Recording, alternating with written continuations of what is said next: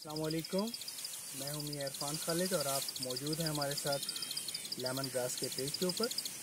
तो lemon grass के हवाले से अक्सर दोस्तों के बहुत सारी क्यूरीज़ आ रही थी, तो हमने सोचा कि इसके जवाबात जो है ना वो आपको मुख्तसरन दे दिए जाएं। सबसे पहली बात तो ये है कि लेमन ग्रास के बारे में थोड़ा सा इसका तारुफ करवाता चलूँ। लेमन ग्रास को आमतौर पर लोग घास की कोई किस्म समझते हैं, हालांकि ये घास की किस्म नहीं है, घास जैसा ज़रूर होता है।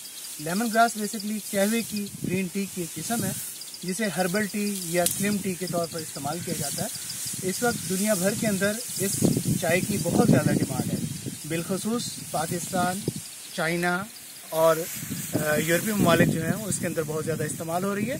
लेमन ग्रास जो है वो बुनियादी तौर पर इसके 3 पर्पसेस हैं। पहले जो है ना, पहले नंबर पे तो इसकी चाय जो है वो तैयार की जाती है, और इसका जो पत्ता है उसको ग्राइंड करके इसका पाउडर इस्तेमाल किया जाता है। और तीसरा इसका बुनियादी जो मसरफ है वो इसके अंदर से निकलने वाला ऑयल है, लेमन ग्रास ऑयल।